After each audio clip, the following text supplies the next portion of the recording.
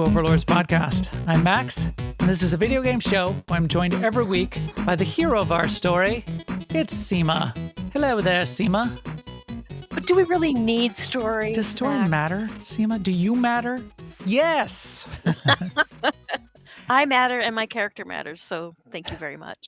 But How also, are you doing, Max? as we like to do with all of our segments asking these kinds of questions, the answer is also no. No, not at all. So we will talk about that at the very end of the show, in the third half of the show. I am doing great. Thank you for asking.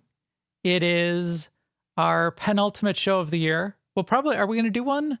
Do we even have, wait, is it, or is this our last show of the year? This might be our last show of the year because next Wednesday is Christmas Eve. Oh, it is. We're definitely not doing one next week. So no show next week. But the following week, well, we won't want to do it on New Year's Eve, but maybe we could do it on Tuesday, do the last show of the year on Tuesday and do our first show of 2026 on the 7th. We could do it on New Year's Eve and drink champagne. Champagne. All right. Well, we'll decide that over the course of the next 13 days and leave preparation to the last hour if we do decide to do one on the 30th. So either the 30th or the 31st, we will do a show, and that will be our last of the year. We'll probably do a roundup of review of all the cool things we talked about. And then on the 7th, we will kick off 2026, which looks to be an exciting year for video games. So we will talk about what we predict, what we see, and still what we've been playing over the holidays. So stay tuned for that. Like and subscribe. But right now, we've got some news to talk about. Good news, everyone! We had the Game Awards, which we're probably going to talk less about the winners than I know we're going to talk much less about the winners than we talked about the nominations. I think the nominations was the more interesting conversation. You know, which of the 5 nominees just was, randomly awarded the winner is only mildly interesting compared to what more games are getting recognized per category to me. So there were some standouts in terms of conversation points that I wanted to bring up and talk about. I liked that Hades 2 won for Best Action Game. I liked, of course, that No Man's Sky won for Best Ongoing Game. I think that that's well deserved. I like that Hollow Knight Silksong got a win, and all of that is to say those extra recognition were sprinkled in amongst all of the Clair Obscur Expedition 33 wins, and that's kind of like one of the things I didn't like. Not that Clair Obscur shouldn't win, and not that I didn't predict it to win, like Game of the Year. And things like Best Narrative, I could see it winning that. Those are good categories for it to win. But the two that still kind of just a little bit grind my gears. Yes, right. As being a true indie game developer yourself. Yeah. Well, Spider-Man, I'm a bit of a scientist myself. I do not claim ownership in that category. If I ever ship a game, which we do plan on doing in 6 months, then I will claim membership in that category. I'm speaking as a gamer, game player, someone who talks about games. And as that, just knowing the indie games that I like, Best Indie Game, Clair Obscur Expedition 33, and Best Debut Indie Game, Clair Obscur Expedition 33. Really? So you're not saying, to clarify, Clair Obscur is a great game. You're not saying that. You're just saying, is it an indie game? Right. And exactly. Because it was my game of the year. And even though I only played the first third of that as well, it wasn't my favorite game, but it was what I voted for, like for Game Awards, what I expected to win Game of the Year.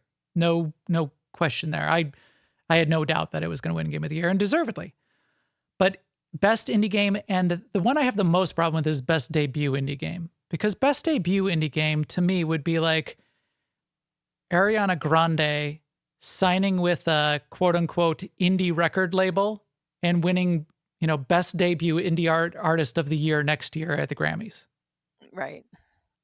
She's not a debut anything. And Clair Obscur is made up of senior people in the industry. They've been shipping games for years. They pulled in some new developers too. I mean, it's not all only experienced people, but debut indie game.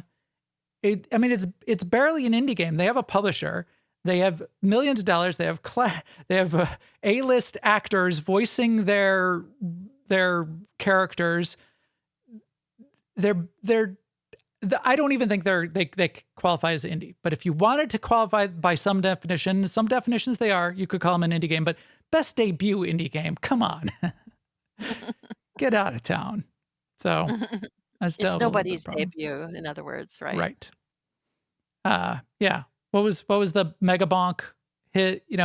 Because he had made like a tiny little game. He took himself out of the running because he personally one-manned a tiny indie game or two before. He said, "No, I don't qualify." Where these people were like, "Yeah, sure, give it to us." Anyway, that was just the little itch that I had there. The one other. The other couple things that I liked. Jennifer English winning for best performance. I think that's good. She deserves it. She's knocked it out of the park on two big ones in the past couple years, which was Baldur's Gate. She was Shadowheart, and she was Mayel in Clair Obscur Expedition 33, and did a great job. Main character, quality, A-list, voice actor A-list, stuff coming out of Jennifer English lately. That's really cool. Arc Raiders for best multiplayer. I think that's great. And you had a point that even coming out later in the year, right? It was It was nice to see so many people having fun with the game, and then also they came out late in the year, and to have the momentum enough to carry them through to this is, I think, great. Yeah. The one thing, even though I don't play Arc Raiders, the thing that I like the best is what it's done to the video content for Arc Raiders, and then video content in general. I think it could have just a positive trend in general, which is all of the positive videos, the fun cooperative interactions are getting just as much, if not more, uptick and energy and excitement and upvotes than the negative ones are. And that's so cool. Maybe the internet will be turning a corner on this one. That would be amazing. I mean, on the whole, outrage is more fun than anything else. Yeah. Yeah. I doubt we'll be so lucky. I know, right? I mean, there are humans involved after all. But it is a nice little departure from the usual, outrage factory. And then there was one more. Oh, Grand Theft Auto, most anticipated game. Yeah, okay. It probably should be. I wondered at this one only because I was myself thinking, well, you delay and you delay again, and you keep going. How much are you going to push it before people are like, yeah, just tell me when it comes out. But it's still anticipated game. For it to win most anticipated game 2 years in a row, I think should disqualify it. I mean, I feel like for some people, being pushed out once, maybe now the bloom has left a little bit, but maybe it had such a high margin anyway that it still came out ahead of other games in terms of anticipate. Also, how do you even measure this? But yeah. This is also, remember, mostly journalists that are who the deciding factor. And for them, it's probably they're anticipating it because they're going to be able to spill a lot of ink around Grand Theft Auto stories, as opposed to whatever other random game is lining up for 2026. Yeah. So they're anticipating it. So yeah. And then the other part of the Game Awards, which we didn't talk about, would just, I wasn't that interested in the announcements, because the announcements are just paid ads. And so many of the paid ads, while cool, and we'll talk about a couple really cool ones, are years away. Somebody felt like paying $400,000 for 30 seconds of brand awareness of something that's going to be coming out in 3 years. And it's like, okay. I mean, there's still games from last Game Awards that I was all hyped about that still aren't coming out for a couple years. And it's like, well, why am I bothering to look at this? Why am I spending my emotion points? Right. You don't get that. Let me claw that back. You don't get, give me my eyeballs back. The ones that did catch my eye, of course, were the 2 Star Wars games. Right. The first one of those, for sure, Fate of the Old Republic, while it looks cool, although all we saw was a pre-rendered cinematic and sounds like a fun thing we might want to be involved in, that's not going to be out for years. So, yeah, call me when that's back on the table. The other one, which I hope is a little bit closer. Did you find out if it is close or not? The Galactic Racer? I don't know. I don't know if they even gave a, let's see, Galactic Racer. That looked closer in. It looked like they were showing us more gameplay, and it looked cool. I'm not a big race fan, but okay, that might so be cool. 2026. That would So be there's cool. hope for that one in 2026, yeah. Like, I'm not a big race game fan, but one of my favorite scenes in all of the Star Wars movies, all 9, is the pod racer scene from episode 1. We were talking about it the other day with our gamer group, our gamer squad, and I still put that scene on when I want to test my speakers, especially the bass, when I want to test the bass. And at the very end of that trailer, they play the Sebulba engines on his pod racer sound, the zh, zh, zh, zh, zh, zh, zh, zh, that shakes the floor when I crank up the bass. It is so cool. I like that. So that definitely caught my eye. Another one that caught my eye and made me squint and shy away and choke back my revulsion. So The Rock in the Desert turned out to be about quote unquote Divinity. It's another Divinity game. They did Divinity 1 and 2. This is not technically Divinity 3. It's just another Divinity. So it's Larian is going to do a Divinity game. And then they played their trailer. So they unveiled the trailer, and it turns at the very end of the trailer, the scene turns into that rock monolith that was out in the desert that we've been talking about for 3 weeks. However, that trailer, I do not recommend watching it. Do not watch it. You do not need that in your eyeballs, in your head. You can't unsee it. And it is disturbing. Just in every sense of the word, it's disturbing. It's well done in creating the disturbance too. It's not just like they show you something gross. The whole setup and the narrative of this 2-minute trailer, 3-minute trailer, it just builds on itself and becomes more and more disturbing. Whereas like at the very beginning, it seems like a fun, cute midsummer night festival with focuses on the little girl and she's having a little snack. And then it builds and builds and builds until, there's like self-harm, sex on screen in the middle of the Game Awards, torture, like graphic torture, human sacrifice. And then it builds from there. Like a giant volcano of blood and viscera spewing 3,000 meters into the air and opening up a demon portal to hell. Whatever. I did not need that in my eyeballs. I was watching it with my older daughter happened to stop by. She's like 26. And we're sitting there, we grabbed some food and watching YouTube on the couch. And I'm like, I didn't see this Divinity trailer yet. Let's watch this. No, we're like 2/3 through. I'm like, this is just get to the end. It's only 3 minutes. I'm like, I'm so sorry. I didn't. I apologize. I didn't know what that was. She's like, yeah, that was something. So I whatever about that. Don't watch it. Watch a couple clips. That's going to be years away as well. So you don't need to watch it. It's going to be like a 2030 game as well. Baldur's Gate 3 was in early access for 2 years. So this Divinity game is going to probably be 2030. Yeah. Let's see. Other highlights. The Diablo 4 trailer itself was just some of the same stuff that we've seen before. It's a trailer for their next expansion, Lord of Hatred, which I'm excited about. I love that part of just like playing through the story on Diablo. I think is great. The setup, though, the in-theater part, I would have loved to be in the audience for that because they did a really, really cool thing. They do this thing, and it's a theater trick nowadays. You can even do it outside where there's like a mesh screen, a semi-transparent mesh screen, so that when there's lights in front of it and behind it, especially behind it, it looks like there is no screen, but you back project an image onto that mesh then. So that mesh screen comes down halfway between the audience and the back of the stage. So it's like the midpoint of the stage between the audience and the back. And then they projected a 2-story tall Lord of Hatred, Mephisto, onto that, talking to the audience.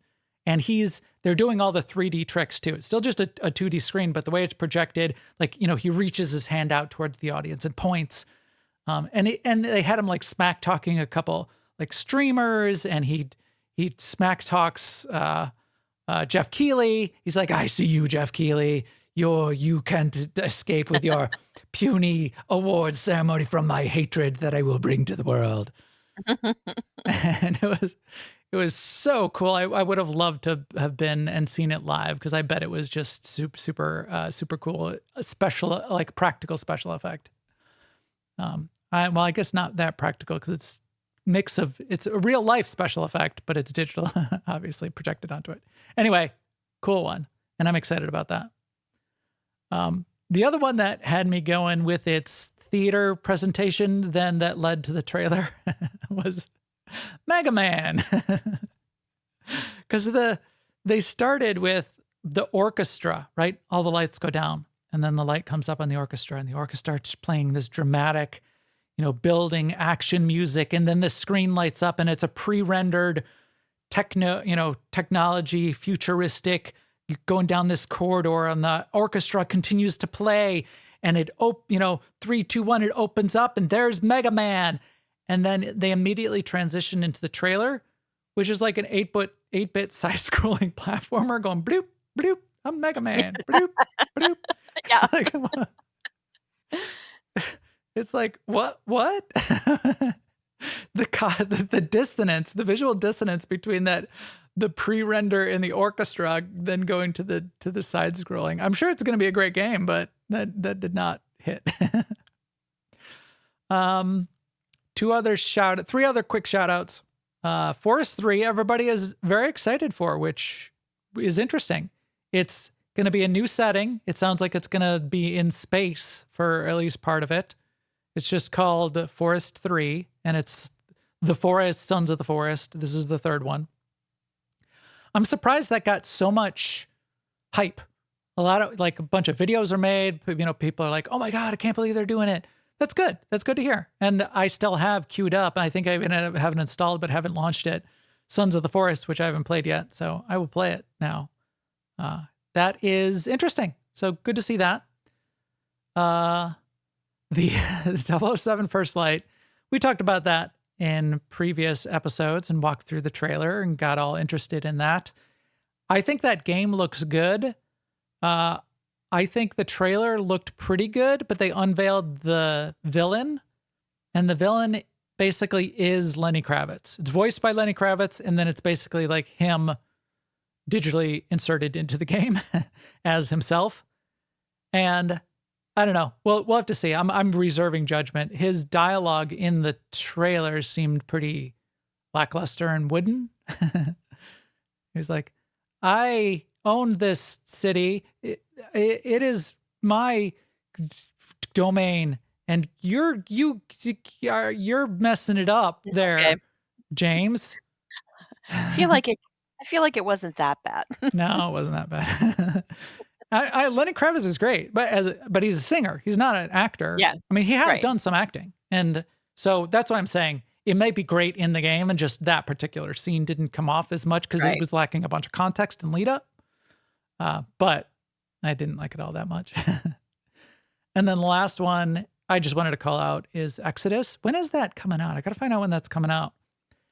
Exodus is kind of like a Mass Effect style game, and it's definitely inspired by Mass Effect. I just finished the book. So Peter F. Hamilton is a very famous sci-fi author, really good author. I just finished the book called Exodus, which is basically the prequel story to the Exodus game. And it was pretty good. So which came first, though? Like, did they ask him to write a book to create the world for their game, or did they write the book and they're like, hey, this would be a cool game? I think it feels to me like a joint. I don't know for sure, I guess. It seemed to me to be a joint production. Like the game and the book were both mentioned each other constantly. So it didn't seem like one came out, like the book came out. This isn't like a republish or a second edition now that they're also making a game about it. They both seem to release at the exact same time, the news of the game and the book. So it seemed to me to be a joint project. And it's definitely an interesting universe. I think I talked about it before, so I won't go into detail. We'll talk about it more when the game comes out, but it's an interesting universe. The book was, as a sci-fi book, pretty good. I wouldn't say it was great. I'd give it like a 3.5 or 4 out of 5 in terms of sci-fi, because I tend to read a lot of really good sci-fi books. So I'm, not dissing it. It's fine. I liked it. I would read the next one if they do another book. Peter F. Hamilton's a really good writer, so the writing was good. But there was a lot of they're having to set the stage of a lot of backstory of this universe that they've created, which is our universe, but it's set 40,000 years from now because of time dilation. And there was a human diaspora as we're leaving Earth on ARC ships. The first humans to reach the Centauri cluster, where humans have sort of resettled onto 1,000 green worlds in the Centauri cluster. They got there after 20,000 years. And the last sets of humans got there 20,000 years after that. And the humans who got there first through bioengineering and evolution and these kinds of things, they're now not even humans anymore. They're what's called celestials, and some of they're very divergent, almost like sub-races within the celestials. They're twice as tall as a human. Some of them have 6 arms, some of them have 4 eyes, and they morph their bodies as they see fit and that kind of thing. There's almost like tribes or societies. And so it was a lot of need to talk about the backstory and the narrative and the set up that kind of parts of the universe. And then I think I was telling you the other problem I had with it, which isn't uncommon with fantasy books and sci-fi books, is all the names, to make them really unique are these really alien names. And all of them have 3 names, like Klaburga, Stadumba, Kadarpadin. and then so you're good at that. After 50 of these characters, and then each chapter going to there's 5 threads going on. I kept who is this now? Can't you just say, yeah, his name is Klabargas Kaduda Kabarkadin, but we're gonna call him Carl. And from here on, just refer to him as Carl. And I'll remember that guy as Carl then. When you were telling me about this yesterday or whenever it was, I was reminded of when I used to read olden style hard science fiction, and they did that. They would say, the crab man or the crab men alien or something were the Kerblankablanks or whatever, but we just call them Crab Louie or whatever. Yeah, exactly. Even the aliens from Ender's Game, they just called them the bugs. Yeah. Any of that kind of thing. Yes, that's the way to do it. And that's what they should have done here. There's too many. And if they would keep using all 3 names. Yeah. And one of the races passes on their consciousness down to a child. And that happened a couple times in the story. And the children are raised for this and hope to be the one chosen to carry the mind line, that the mind goes into the child and merges. So then their name merges. So then the names were changing. So it's kind of still the same character, but now their name changed. And I'm what are you doing? Yes. Well, take notes. Just say, yeah, that's the thing. If I have to have like notes or like post-it notes to remember who the heck you're talking about. Oh, and there's like a little mystery going on. And there's also people disguised as other people and people assuming other people's identities. And so it's like, yeah. So that just a little bit got me. But otherwise, very cool story and a really good backdrop for a video game. There's a bunch of cool tech elements that will feed in really well into a sci-fi Mass Effect style game. So I'm pretty happy about that. And then the last thing, just to mention in a flyby, was I think there was 17 anime style action combat RPGs that were announced. Quite a few. Yeah, one after another. I kept like looking at him going, are you just replaying another trailer for this same game? But fine. It's fine. And we're all fine here. There's a market for all of those. It's not here as much as it is in, Japan and China and Korea. Those games are just getting eaten up. I mean, so devoured in a positive way. People love that stuff. So sure, keep making them. Why not? And maybe there'll be a big one that really takes off it in the West as well. And that's just on the straight RPG side. We still have the MMOs that we talked about last week that we're hoping for. Anyway, that was interesting. One other news item of the week. You either die the hero or live long enough to become the villain is something that Larian is learning this week. Yes. Interesting comment. I don't know if everybody's heard about this drama, and it could just blow over. It could be fine. But Swen did an interview with Jason Schreier, right? Jason Schreier is very good. It was a pretty good interview. And part of what came up in the interview was Swen talking about their use of AI and how he doesn't mind it. And he thinks it's kind of okay. And he described it as kind of like some of it's used in the storyboarding phase, not as the concept art, but in kind of like generative AI creating images to feed that stage just before you create the concept art. He was talking about writing tools also. Yeah, he talked about a few different things. But I think in general, if you think every industry that does this stuff is not using AI already, I think you're just not right. Right. These are like all industries are as at least as experimenting. tools. Right. Yeah. Yeah. They're not saying that AI is going to write their game at all. Right. However, this narrative, on the interwebs, places like Reddit and forums and things like that, there's this sentiment, mostly because it's the zeitgeist, it's what we all think because we've been told to think this, is that AI is evil and any studio that uses AI is evil.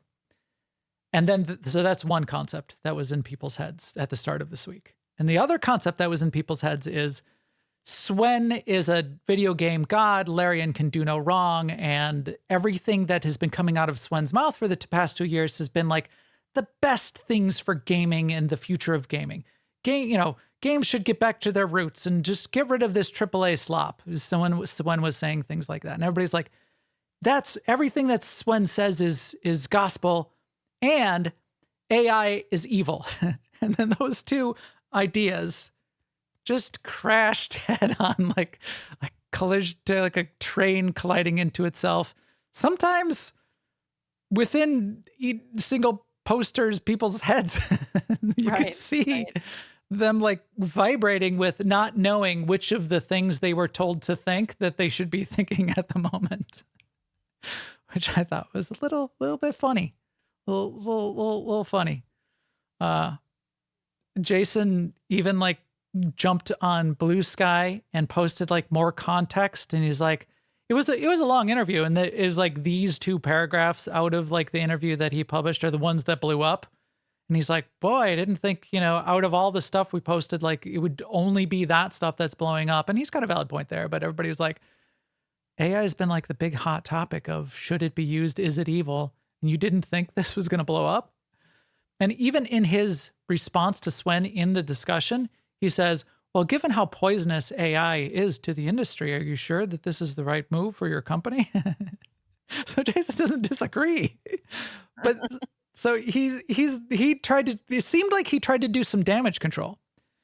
And then a lot of people were saying, Jason, what are you doing damage control for Swen and Larian here? Because if this was anybody else, if this was an executive from EA, you would have doubled down and thrown him under the bus and stuck him with a pitchfork and you would have been passing out the lit torches. But again, it's this weird situation where everybody's in the position of Larian's awesome and AI is evil, and now we don't know what to do. Well, so, well, again, I think this is going to blow over, and I just was amused by just that cognitive dissonance that was going on. I have many of my own thoughts on AI, but yeah, I don't know if it'll blow over, but it certainly with enough time it'll become a non-issue. It's sort of like, for me, it's sort of like when we first started seeing kids in school with calculators, and there was this belief out there that if you used a calculator, it would prevent you from learning. right. So ban the calculators, but they became a part of life, and in fact, they became phones, and then there was a resurgence of, ban phones in school, which is still going on. But we found out there's more to it than just bad versus good, stop versus go. Yeah, it's a tool.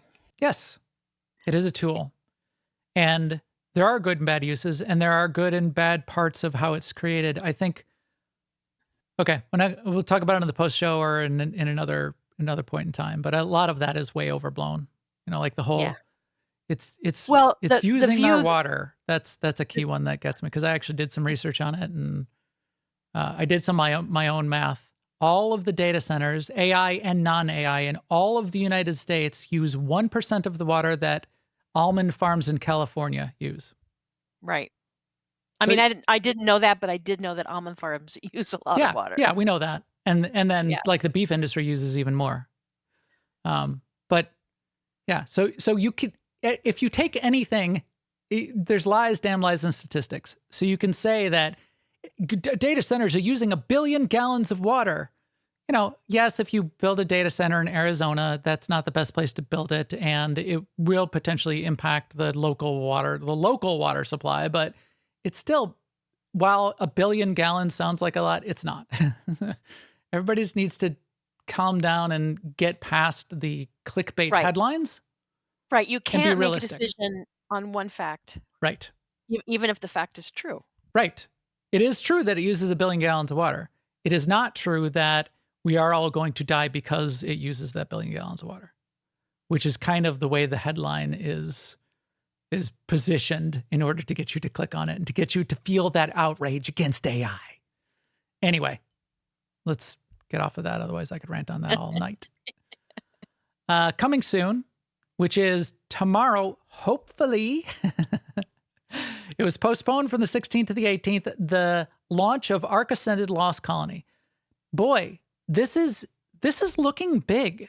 So hopefully it's going to launch tomorrow afternoon. It looks like it is. They seem to be on track. I think it's 2 p.m. Pacific is when it's launching. It's either 12 p.m. Pacific or 2 p.m. Pacific. I forgot which. I gotta say, I feel a little bit more confident when they delay 2 days versus delaying 6 months. Right. In the date. Right. The other thing, I think they want to get it out because they're putting a ton into marketing on this too. So it's a big deal for them, which is good to see that they've got so much confidence and they're going to really push it, because that could bring more players in, which then, just gets the whole ball of energy rolling around development for Ark in general, which we like as players of it. They're going to have trailers for the Lost Colony expansion during the Avatar movie premiere that's starting on Friday. So they're putting a lot of money in it. They already paid for trailer advertising on YouTube earlier this week. So there's a ton going into it. And then today or last night, a internal investor conversation, internal investor presentation by Wildcard Studios was leaked. And in that, there was a little bit of new video footage of the Lost Colony that we've never seen before. So we kind of got like a peek of parts of the map. We got a look at some of what's coming out in the next couple of years. That was a coup. I mean, we're all going to see it tomorrow, but that looked really interesting. And this looks like something taking the game kind of like to the next level in some ways. There's much more story and narrative. There's new characters, which the game, when it first started, was very sandboxy, and they kind of like wrapped lore around it slowly over time. This has definitely got some main characters and some lore that over the course of the next 2 years are going to be driving into a bigger and bigger lore and story, which hopefully by 2028 turns into Arc 2, which may be just a full-on RPG, single-player RPG. We don't know yet. Yeah. But yeah, I am hyped. I hope it's good, and I hope it works. We're going to set up a private server for New Overlords. Naz, who hosts them as part of like his server cluster. He's basically a data center of himself. It might not be running by the end of tomorrow night, because sometimes it takes a little bit longer for the hosting tools to get out there. So we might not be playing it as a group until Friday. Launch days are of any game anywhere are suspect. So I'm not like quitting my job. I already did that 2 years ago. Just for this. But I'm not quitting it again. Right. But I'm excited, and I'm hoping it comes out tomorrow. And I love the day one of stuff like this, of any survival game, but it is especially this, of new content survival games. The day one is just so fun for me. In the past 2 weeks, I've started over a day one on 2 different Arc maps, just to both remember all the keybinds and like how to play. And it's so fun just doing that day one, just naked on the beach, picking up rocks and sticks. I don't know why. That's just my favorite part. I actually logged in this morning real quick just to check our server cluster. And in that one, I've got like, tech sci-fi engines, and I've got robot gigasauruses and hundreds of dinos of all these high levels. And I looked around going, I'm going to go back to rocks and sticks on the beach. It's just more exciting. It's the dopamine hit of so much progression so quickly in the early stages. The progression is just so much slower in the late stages. So, but yeah, I'm hyped. So we'll keep you up to date on that. I'll be playing it, I'm sure, sometime over the course of the next 2 weeks, and we'll talk about it on our 30th or 31st that week, last show of the year. I'm sure I'll get to tell you what I did. Okay, this podcast is brought to you by Garden and a Goat, the upcoming game from Contemplation Games. It's also brought to you by Alea Iacta Est, aie-guild.org, which is where we've been playing. We've got a bunch of people, even from there, that'll be helping out with the Arc game. And it's also brought to you by all of you out there that have been watching and listening for, some of you for many, many years. What is this, 567 episodes? Back when it was just a Star Wars show, and now it's a full-on broad video game show for about the last 1.5 or 2 years now. It's been a fun ride, and it's been a great 2025. So thank you to all of you watching on YouTube, listening on Spotify and Apple, iTunes, all those places, and coming, the people that are here live in the chat room, pre-show, post-show, that are all help saying hi right now. We really appreciate it. And it's been great. So we'll say hi to you one more time, hopefully before the end of 2025, and we will be right there with you again for all the games in 2026. Okay, Sema. Oh, that's not the one I wanted. Oh, here we go. Bet you didn't see this coming! Story. The main story we're going to talk about today is what? It's Star Wars. Yeah. 7.8 SWTOR. I didn't have like a video pulled up. I will pull that up just so we've got some of that to be showing off while we're chatting. Yeah, so they added, they finally got out one of their story updates, which have been delayed for Star Wars The Old Republic for almost 2 years now because of the voice actor strike in particular. Right. So we got a chance to play through that. We're going to talk about it here in just a second, and it will be a little spoilery. And then when we're done with that, in the third half of the show, we'll talk for just a couple minutes about story in general. And does story matter for MMOs? And when does it matter? And what kinds of story matter? Because the answer is both yes and certainly no and certainly yes. Right. And certainly yes. Yes. It never matters and it always matters are also the answers. But yeah, I wanted to talk about the SWTOR story, what they did there from a story perspective. So I liked it. And you played it too, right, Sema? Did you like it? Yeah. I like, not only did I like it, but I liked the narrative, the way they accomplished the narrative, which I mentioned this last week, which was a combination of cutscenes and dialogue that's happening as you're playing and strict gameplay. And I like that mix because I don't want it to be a long cutscene and then a bunch of combat and then a long cutscene and then a bunch of combat, which so yay. Yeah. Yay for that. It was well structured in that way. You're right. It did a good job in sort of weaving in, like, you know, it was told in 4 parts, right? Okay, so here's now we're gonna start to get into the spoilery stuff. So skip ahead 20 minutes or so if you're not interested in getting it spoiled just yet. And, you know, we're not going to spoil it completely, but some of the stuff. So it was kind of told in 4 parts. The first 3 parts all happen at the same time. To the degree that as the story kicks off, basically you're getting leads on what's next. Because we know Darth Magus broke out of prison and you got access to, you grabbed the holocron, and Hada Cole escaped and she's off doing something. And now these leads are coming in for you to track down what the hell's going on. And because there's 3 paths that you can go down to be tracking this stuff down and trying to figure out what's up, you can do them in any order. And that was kind of cool. Each one, they team you up with, of those first 3, they team you up with somebody different. Is it each one is somebody different? Let me see. I did Akavi and Raz. And what was it? Lana. Oh, Lana for one of them. And then Lana for the 4th one too. But yeah, I think maybe you could have done anyone for the fourth one. But for the first 3, yeah, I think it was Lana, Raz, and Akavi. And it's a different set on the Republic side. I think you have like Arn.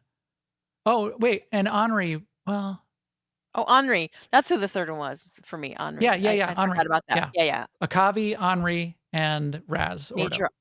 Major Henri, who is a great character, I think. Yeah. Oh, yeah. She's a great character and fun to talk to. Yeah. So it was those 3. And as you said, I think it was really cool that they tell you the story. They do the exposition while you're walking. It's like, right. Oh, we gotta go into the temple there and like find this artifact. Let's go. And while you're walking or riding or on your mount or whatever, you can be mounted. It's not like you need to stop. It doesn't do a cutscene. It doesn't make you like do dialogue choices where you say yes and nod your head. They was walking and talking. And yeah, that's a really cool way to structure it.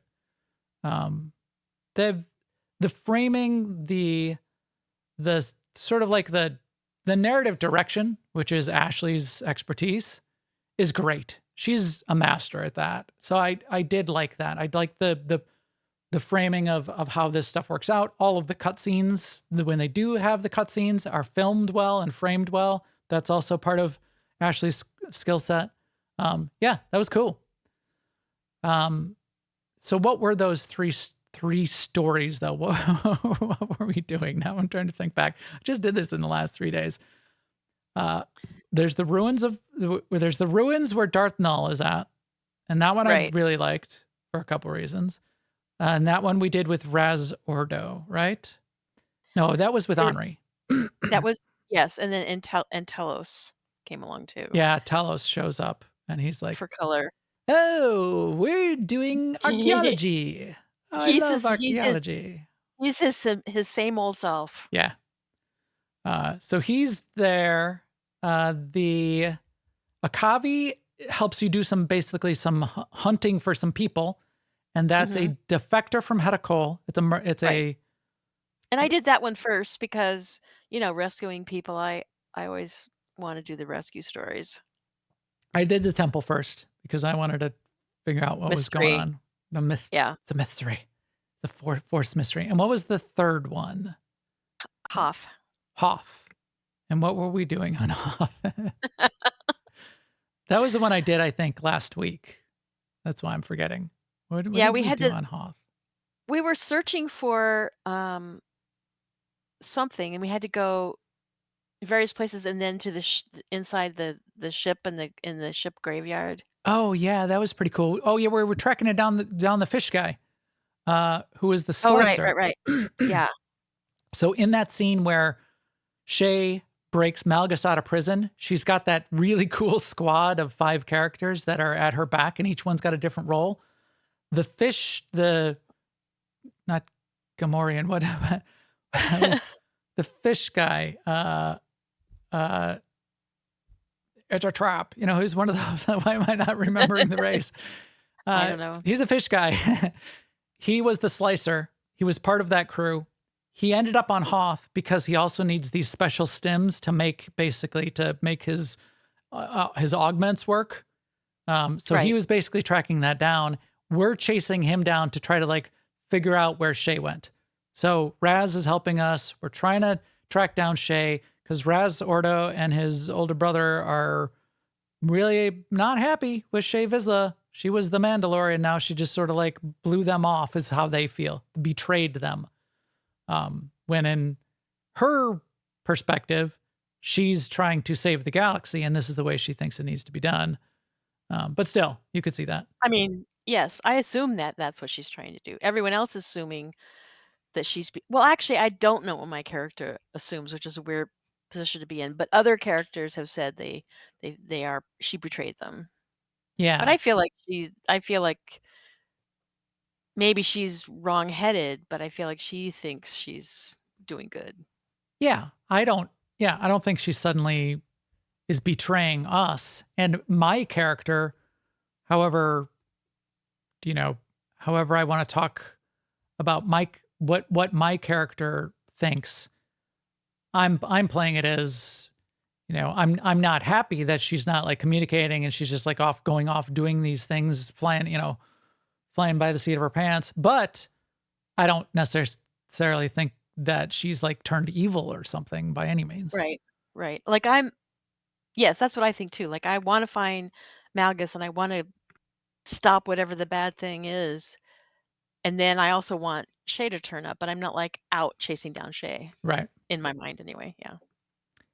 Unless it leads to Malgus. So which of the 3 of those first order stories did you like the best?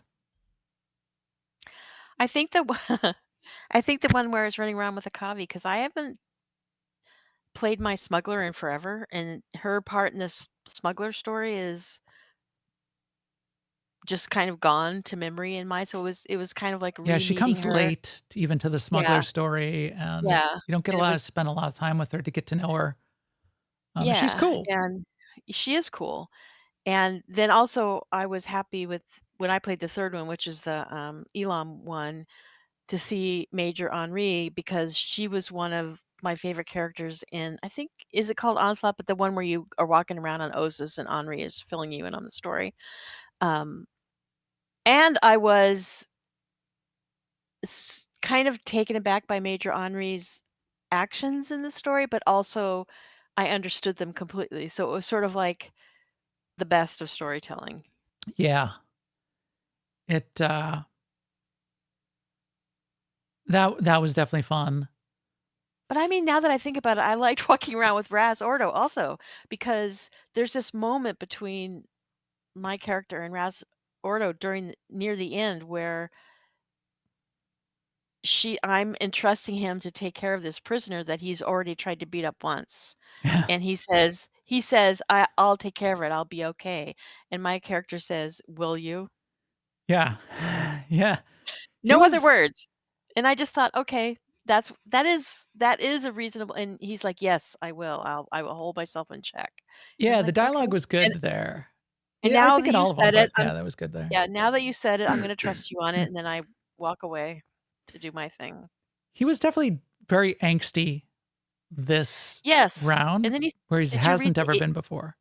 did you read the emails that you get after the No, story? I did not. Yeah, that's right. You told me that He's somebody sent you an he's email. he sends a pretty angsty email. What? And then there's like 2 or 3 other emails too once you do the other stories. I didn't do the Republic side, but Arn was always like the angsty one. I don't need Raz to be that way. Raz was kind of like more cowboy. I think that's what okay, I'm saying angsty, but I think it's more like his older brother is concerned that he's going to go off and cowboy something. But the email was pretty angsty. He was saying like, I don't know if I can hold myself back, blah blah blah, whatever. Or Hmm. maybe not holding myself back is the right thing. So like Interesting. wondering out loud is kind of the angsty part for me. But yeah. Yeah. Akavi was definitely great. She was definitely like the grown up, very competent, fun. You definitely want her, she's got your back. That was fun. Henri is just great also. There's a little bit of a moment where you're like, wait, so you're here assigned by the Dark Council? Are you like spying on me? Is that kind of like your job here? Now, my character wouldn't have said that to her because I like her and trust her. But yeah, that was okay dialogue too. There wasn't very many situations which you can get in this kind of like BioWare storytelling where your character, like you pick a dialogue choice and your character says something that you didn't mean or Right. comes across in a really different way. Like Right. why would you have interpreted that way? Like I picked that same thing when I was like, what are you doing here? I just meant, what are you doing here? And then what I actually said was, I accuse you. Yeah, j'accuse. That was just like a small one line of dialogue, and it Right. stepped out of that relatively quickly. And then she's always a really good conversationalist and fun person. Really good voice acting on her. I like. Yeah, I like that. she sends you an email also. Does An she inappropriate one, if you ask me. really? Did you Yeah. flirt with her? Maybe it's because you flirted No, with her. I did not flirt with her. That's why it's inappropriate. Oh, I see. So did you send back? Let's keep it professional here, sister. I felt like, did you mean to send this to another New phone. version Who of the dis? Outlander? Apparently, I was putting off some vibes here, and the Akavi story had a little. So there was like the same-sex couple between the Mandalorian and the Force sensitive that she rescues. So this gets to tell more of like the Hedda Cole stories. Okay, so again, spoilers. Nothing was solved in all of this chapter. Nothing was solved for one. A couple questions were answered and a couple new questions were asked. So we did get to learn a little bit more about Hedda Cole, but it's stuff like I felt like I knew. She's like she's using her hacked together Darth Null machine to wake up some Force users, and then she's like taking them prisoner because she wants to like force them into, like becoming part of her army or fighting for her. And this Mandalorian didn't like that, basically, and ends up in a relationship with one of the prisoners, but like prison transport crashes. She rescues all of the prisoners and takes off with this one girl, and that's why she's split from Hedda Cole. So we track her down. We take out the mercenaries that were tracking her, which were all over Tatooine, and we save them, and they ride off into the sunset. But all we did there was just like learn a little bit more about what Hedda Cole is doing. We don't see Hedda Cole this whole chapter. We don't see Shay Vizsla, so we talk to the fish guy. We get a little bit more story about, just like a little bit more about, Shay's teamed up with Malgus and they're off to doing stuff together. That's what he tells us, which we figured, but he confirms it. And then And then we send him to prison. But we don't see Shea Vizsla. And then on the last one, in the third one, we do get to like see hollows of Darth Null. So that I liked. That was I think that was my favorite, just because it was the whole like Force Temple and the puzzles. I think the puzzles, I would have liked it if the puzzles were even harder, because they were very simple. They were very simple, but I appreciated that, because I like a good puzzle, but when I'm working through a story that I'm trying to figure out I want to read the story. Yeah. I'm not in a mindset where I want to like make a cup of coffee and settle in on a good puzzle, Right. It can be disruptive from So that the narrative fact that they perspective. were easy enough for me to do with that mindset, I thought it was pretty appropriate. And then, I guess we did find out by the end. They had to repair this droid that helps you, like, it's coded to help you open up the temple. So Talos gets some scrap repair parts to repair the thing. You get it up and running. And, don't be suspicious. It's got a broadcast antenna sticking up out of this spare part that you managed to get your hands on. But yeah, that's probably fine. So of course, the thing at the end starts broadcasting a signal. And so now I guess the conclusion is that was going back to Darth Jadis. Now that I think about it, that's who it was broadcasting to. That was definitely the fear. I personally was, like I said, I understand why Major Henri did what she did, which she shot the droid and prevented the rest of the broadcast. I wanted to see it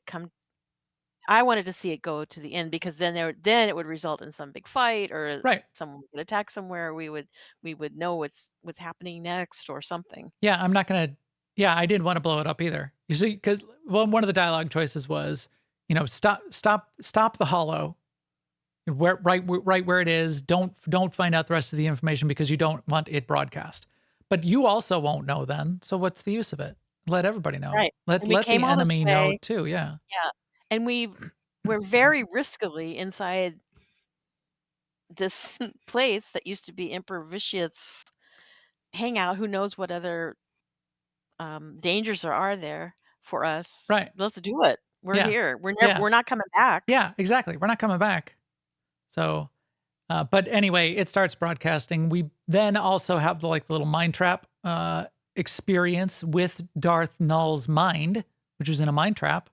And it seems like we were set up by Malgus to hopefully get he wanted us in there with Darth Null so that Darth Null could take over our body, or just throw that as a bone to Darth Null. Like, if you can make it work, go ahead and make it work. Anyway, we just defeat her in the mind trap, and then you get out. Obviously, you're not going to be stuck in the mind trap for the rest of the game. So that wasn't a surprise. But why did she have to turn ugly? Yeah, I didn't understand that. It was the whole another Darth Zash. So her mind image in the hollows is like either when she was young, or she was using force powers to make herself look like a normal person. And then when you go to fight her in the mind trap, she's like her interesting looking self, the normal looking self. And then once the fight starts, she mutates. She does a Darth Zash where she mutates into like a old wrinkly skull face, Right. gnarly teeth, scary person. Which we had just listened to several speeches where she sort of explains that what she wanted to do, and it wasn't something evil. No, yeah, that she's she not like.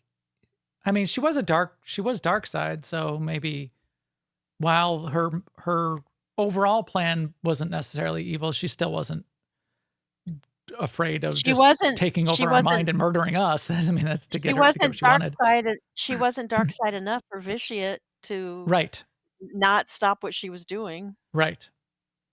And imprison her. Yeah, so Vitiate basically imprisoned her in the mind trap. But anyway, that was fun. 3 little puzzles, play the hollows, learn about more of her plan, which again, we pretty much knew. So we didn't learn all that much. It was just like a little bit more. and a little bit of confirming what was alluded to and that we expected in each of those 3 phases. And then you get to the last phase. So you do all 3 of those in any order, which I liked. And then you go to the last phase, and the last phase I liked. So the last phase, if you ever played, which you should have, the flashpoint called False Emperor, which is way back in the beginning of the game. It's the thing that comes right after your class story, where Malgus, things come to a head with the Malgus story immediately after your class story on Ilum. And you go, and there's 2 flashpoints. And the final flashpoint with the final confrontation at launch with Malgus was the flashpoint called False Emperor. It was a very cool flashpoint. It's in a star fortress, like a space station, is where you had that fight originally. And the way the fight worked originally, also, you had to use like a special grenade and knock Malgus off a platform down into a typical Imperial architecture bottomless pit.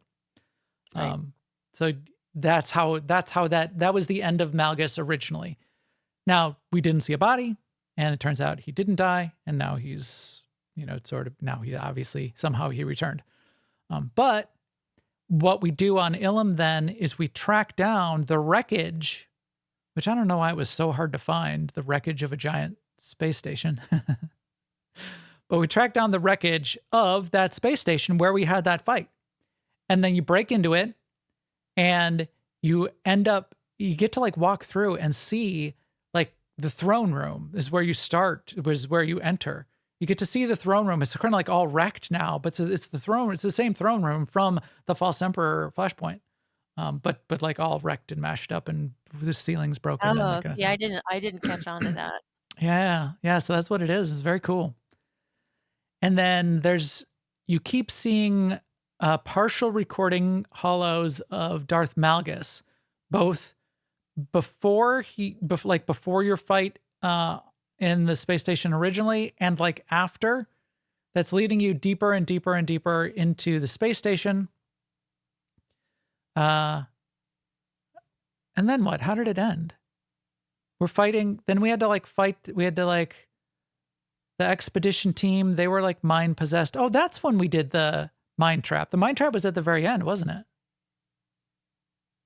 Oh my Yeah, God, it was I just. just played it today. Yeah, the mind. Okay, so that was But when I we did was the mind trap. That was I had like Yeah, here it is, and I've got a video playing too. I mean, So I was confused at the end of the last part, so So that we were makes it just hard to doing follow. the hollows and the story of Darth Null and the temple in one of those first 3 stories. We get led through the space station to a treasure chamber with the mind trap in it on Ilum. That's the 4th story.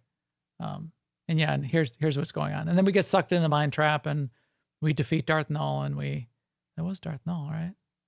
This is the Jedi. Somebody's recording of the Jedi story. And then when you go back, you escape from Darth Null, you go back to your base on Odessin, and the last thing that happens is you get a transmission, an encoded, recorded hollow transmission. And who is it? Dun, dun, dun. It's not Malgus. It's Darth Jadis. Can you Right. believe it? Yeah. That was a surprise to me. It was a surprise, but I wasn't like mind blown. I didn't squee over it. I thought it was fine. No, because he's not my favorite character. He's not squee material for me. Right. I wasn't like, oh my gosh. Like when Malgus came back, I squeed. Right, but but that's to be expected because Darth Jadis really is only in the Imperial Agent story. He's not Right. there's no flashpoint where you chase Darth Jadis anywhere. He's a smaller character, but I feel because he's shown up now that maybe his role is about to expand. Yes. And he's a fine character to bring back. I mean, Yeah, he's not, yeah, he's yeah. Dark Council. He's not a good guy. He was Imperial, basically ran Imperial intelligence and sort of like double crosses you. And that's why, And he disappeared. right. As part of the Nobody knew Imperial where Agent story. Nobody knows where he is, right? So And he's back. he's back. People keep asking if he's back. All this time, what has he been doing? Yes. So now this is where we're getting like new questions are asked.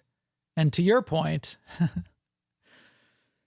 now we can even like defeat Hedda Cole and maybe even Right. defeat like Malgus and come reconcile with Shay, and the story could still continue because now Darth Jadis is in the picture. Who knows? Who knows what's going on? Right.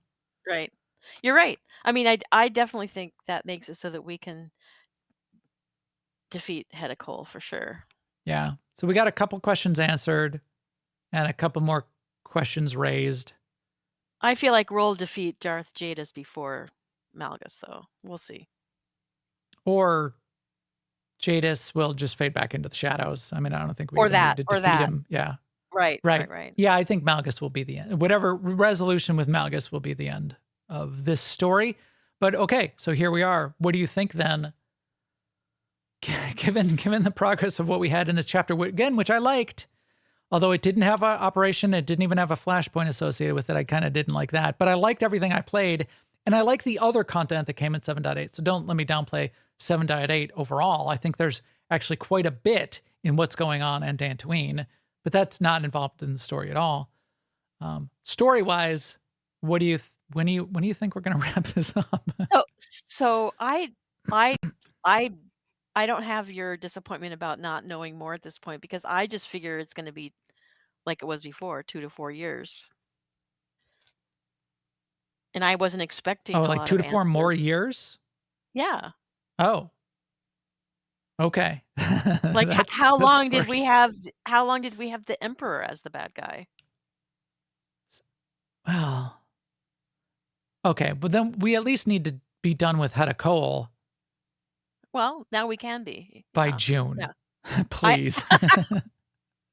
Yes. I yeah, So I for think sure. this We need to have action, but I think we're just learning where the story's going to go. We're not like ready. We're not poised for an no. ending. Yeah, it's definitely going to go to the end of 2026.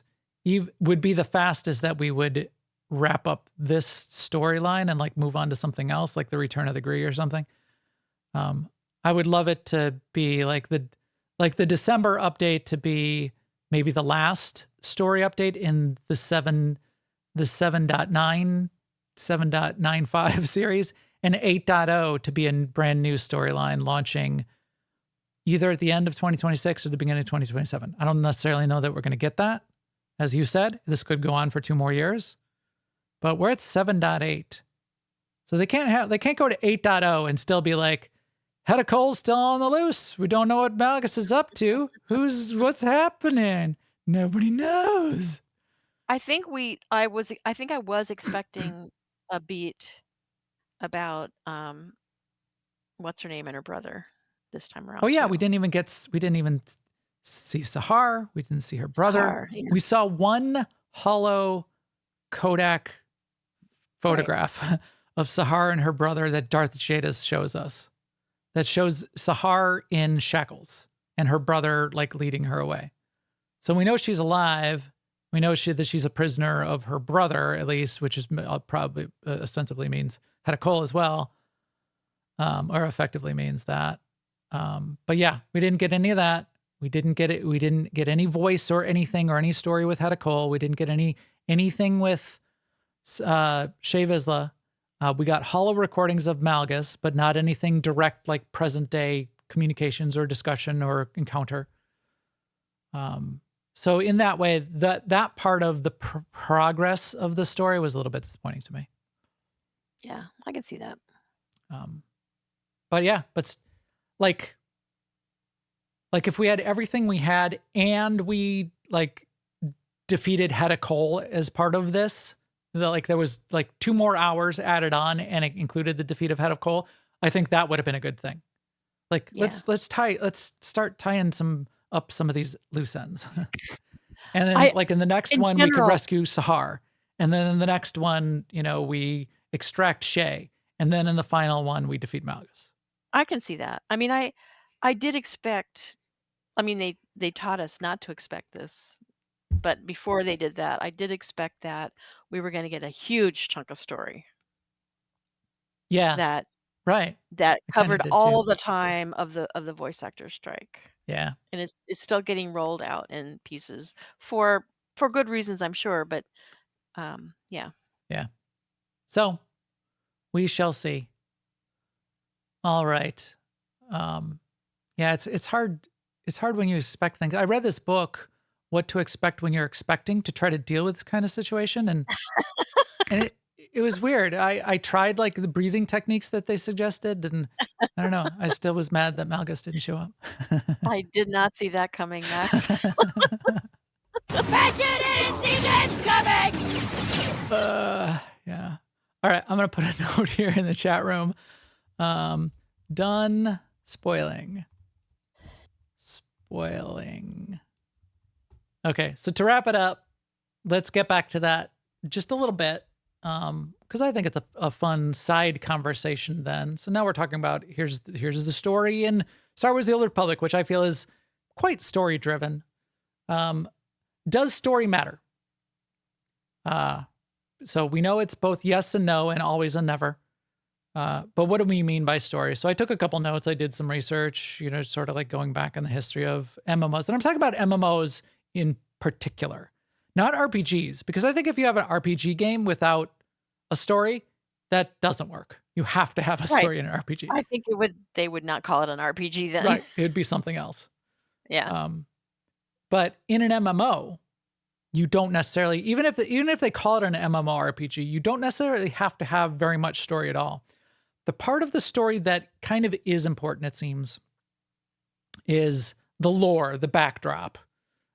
So even if there's no like main story thread or main story quests or even any quests at all, even if it's full sandbox, like EVE Online is pretty much all sandbox. It still has like lore that wraps around it, and there's the three manufacturing, the sort of like the three factions, and kind of that you kind of need. Otherwise, if there's none of that, then it's not an MMORPG. It might be just like a massively multiplayer action game.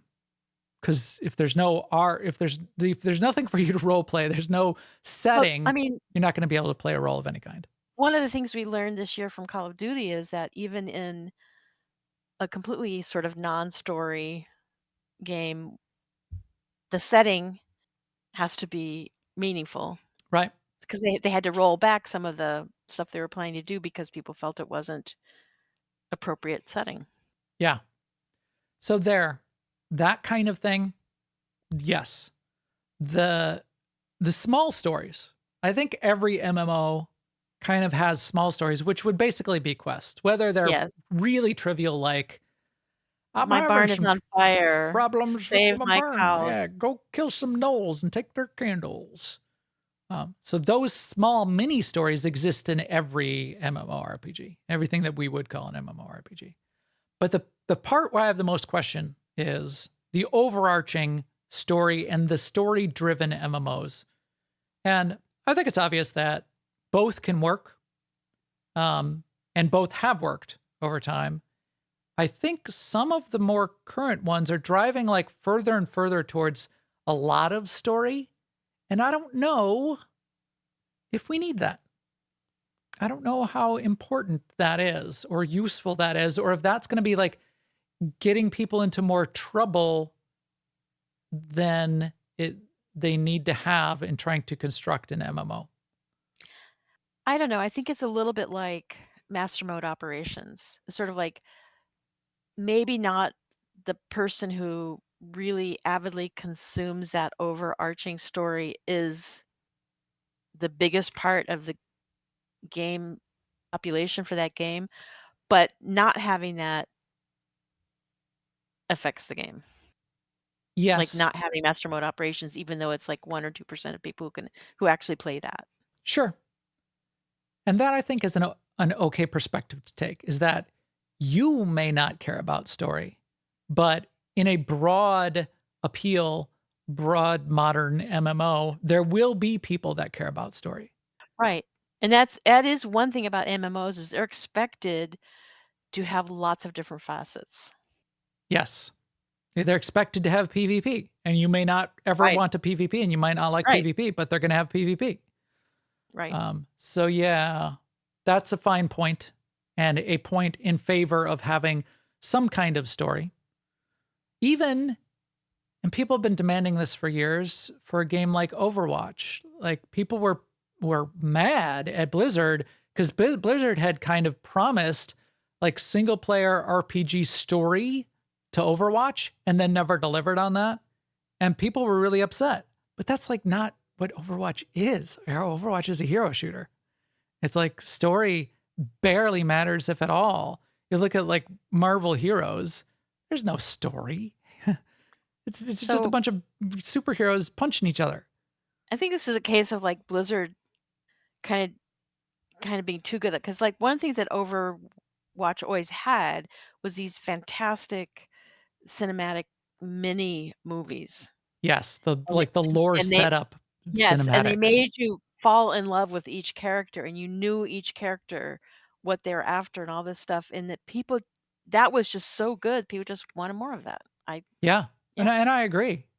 I agree. I did. Every one of those I watched, I was like, oh, I would watch a whole movie of this.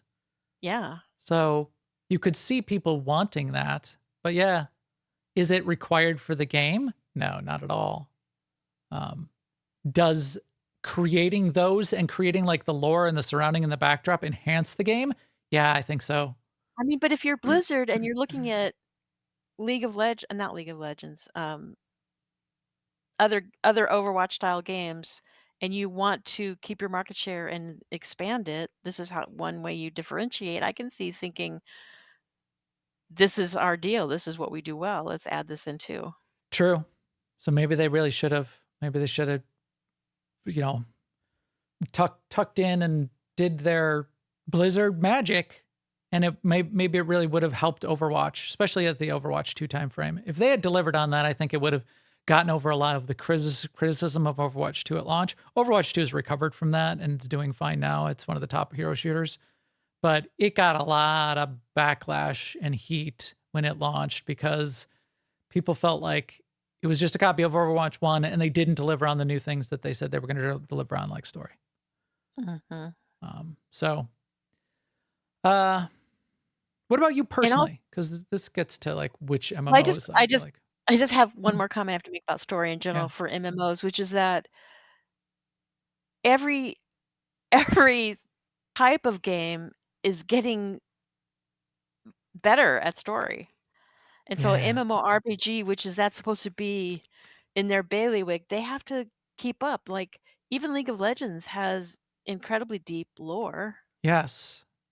And then they were Um, out of that lore, they were able to start telling stories like the animated series that are yeah, great. yeah.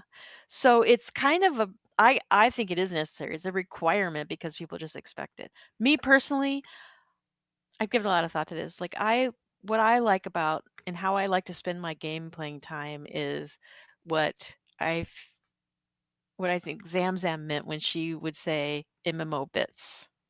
Yeah. I like the group content.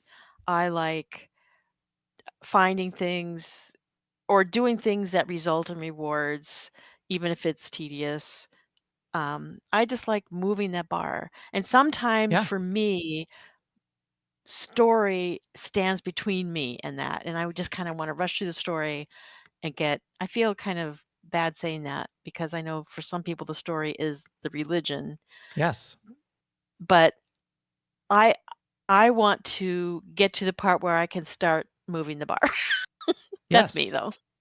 In fact, if we weren't going to have this show today, I would not have finished even the little bit of Star No. Wars story that we had. No. Instead, No, I because would have played on yeah, Dantooine more. right. I would have prioritized Dantarine with my game time. I definitely would have. Yeah. And I'm very appreciative of the fact that I still have that to do, right? Cuz it's Yes. content. Yeah. And we'll have that to do But for you're a long right. If time. if we didn't have this plan, I totally would not have done this by today. Right. I agree. I'm kind of in the same boat. Is I like that the story is there. Some of the stories I tend to enjoy, but I'm often like in some ways even just like rushing through the story to get to the game because I want to play Yeah. a game. Yeah, I mean, yeah, I don't want to give the impression that I don't enjoy it. I do, but I would rather play it when I feel like it. Right. The other thing And I think is, sometimes, go ahead. especially in WoW, sometimes the story is a barrier. Well, in this too, the story is a barrier. Like you can't do the next Hmm. crop of MMO bits until you get through the story. Well, you take it to an extreme, like Final Fantasy 14, where the story I feel is a huge barrier, and that's why I keep dropping off. I keep trying to get into that game, and I keep dropping out because they force you. That is a story-driven MMO, and they force you to go through the entire story. And there's like unskippable 10-minute cutscenes. When you're like, no, our story must be shoved into your eyeballs or you don't get to play the game. That's pretty extreme. And Yeah. I'm not a fan because that's, to me, that's not a game. That's not to say it's bad or wrong. I mean, I watch movies and those Right. are not a game. Like, this reminds me of like Dispatch. To me, Dispatch is kind of like not a game. It's really good, but it's not a game. It's an interactive story. It's just like an interactive Netflix series. I went back and forth on this when I was playing South of Midnight because I did not enjoy the combat in that game. Not Yeah. that it's bad or anything, that's just me, because I wanted to see what was gonna happen next in the story, and so I would turn off the combat. Like you can yeah, I would turn off the combat. And then I would think, why am I even is it still a game? Why wouldn't I just watch this as a movie? It's Right. I but that's a question I ask myself all the time. If your character is in the world moving around and touching things, it is a different experience, whether you have Yeah. combat or Yeah. not. Sure. It is interactive. And that does slightly different things with your brain. And that's interesting. But I felt the same way about Clair Obscura Expedition 33. I liked the story. And the story would have potentially and still could carry me. I wasn't that fond of the game. You know, it was like the turn-based JRPG style combat with the dodge block mechanic, which I sucked at, which is like made me mad.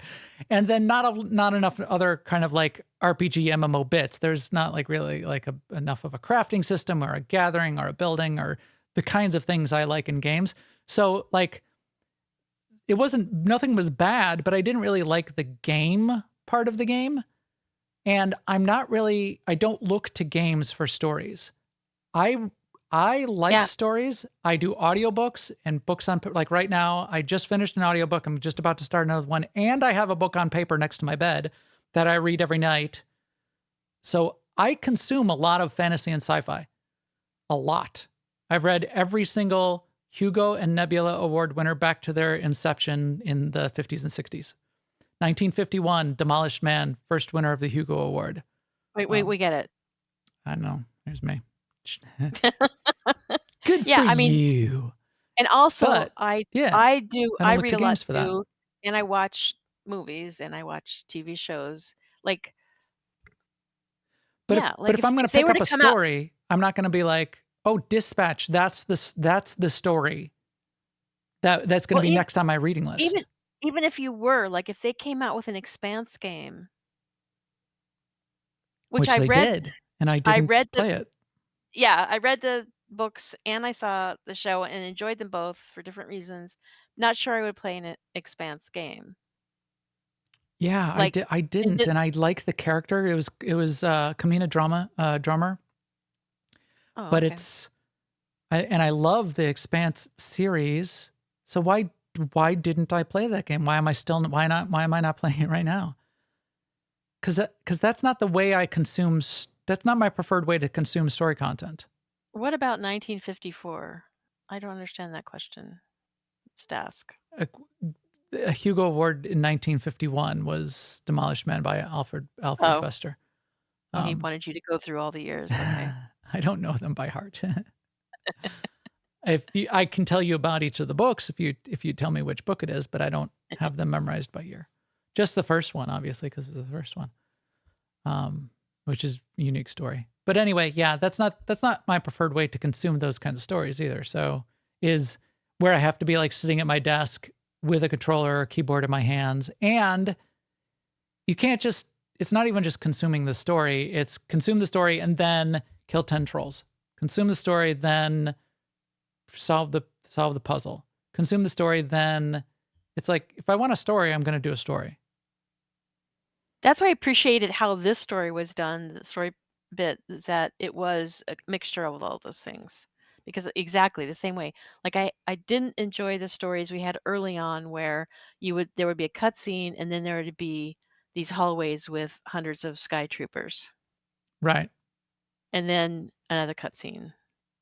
Because to me, killing all the sky in this setting, killing all the sky troopers was just keeping me from the next chapter of the story. Right. And there was a little no bit more bar, boring of an implementation. and there was no bar moving Right. to be done.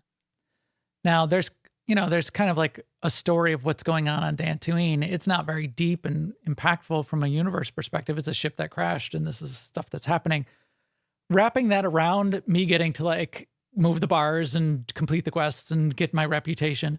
If Henri was like walking around with me telling about what was going on with Hedicole while I'm doing Dantooine, I would have loved that. Yeah, true. It's like, make that the game and let the story be like played out around me while I'm playing a really fun part of the game mechanics. Whereas, as you said, but enough of this was, okay, go into the temple. Yeah, you got to kill a couple, things that are in the temple. You got to solve a couple puzzles, but Henri's with you the whole time and she's telling you, some of the backstory of what's going on. That's great. So that was good enough for me. I do definitely, though, like the MMOs and then the MMO adjacent games, like the moderately multiplayer survival games like Dune Awakening, where there's barely any story. I don't mind that. I like that. So I think back, Ultima Online, there was lore, but there was no story. EVE Online, lore and background, no story. I haven't played EVE in 10 years, so who knows? They could have story these days. Whereas games like World of Warcraft is very story driven. People say Guild Wars 2 has a story, but the story is mostly there's dragons. Gotta defeat the dragons. And you can play Guild Wars 2 very non-linearly, sort of like sandboxy. Just go to a zone and to fill out the little hearts and do the things. I don't count that as super story driven. It's sort of in between. New World started as kind of like no story, and evolved to having more story, but it was pretty light. I liked that. And I liked the characters that they brought in, because it did sort of like kick you off a little bit, especially in the beginning, having some story to introduce you to the world, and like the intro quests, I think is good. But yeah, I think I prefer stuff without story. So, or without heavy story. I don't mean without story. I mean without being story first. Right. Without the story being a barrier. Yes. The story isn't what brings me to the table. Right. Like when the latest WoW big content drop, it had housing and it had a number of other things, and it had a story beat.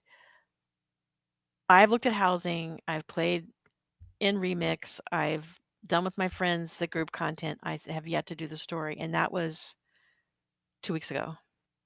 And I even watched bits of a summary video because I just know I will never do the story. Same thing. And that's not why I'm there. I don't dislike it. I just Yeah. when I log in, I'm like, oh, I feel like some Remix right now. Yeah, it's fine. I don't say, yeah. It's like, oh, that's what players who care about the story get to see. They get to go down into the maw and catch up with some old friends. Okay. No, That's cool. I don't want to go into the maw. The maw is it's just a sad place. But yeah.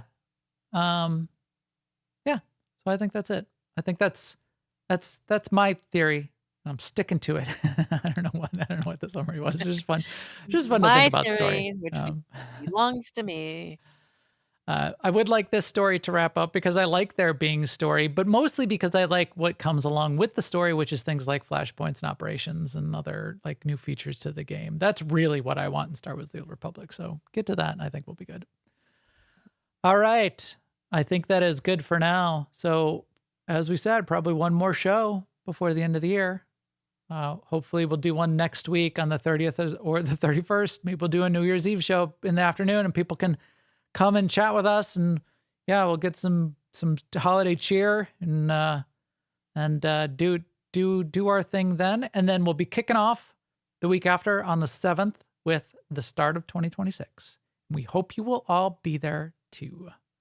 Anything else before we wrap up then, Sema? Nope. Let's go. All right. Then that is it for today. All the feed and subscribe links are on newoverlords.com and our videos up on YouTube/newoverlords. Go check the YouTube feed lately. I'm going to start putting thumbnails with my actual face on them. I don't like doing that, but as soon as you hit play, my face is right there for the whole video anyway. So I don't know why I'm reluctant to, but it did get us more clicks than usual last week, the first one. So, okay. I know people would rather listen to people, not just like a picture of nothing. So fine. I'm going to do a couple more of those. So let me know how dumb it looks. Also, please come chat with us in our Discord at newoverlords.com/Discord. You can also follow on all the social networks and we'll keep you up to date there too. And with that, we will talk to you soon. Later, everyone.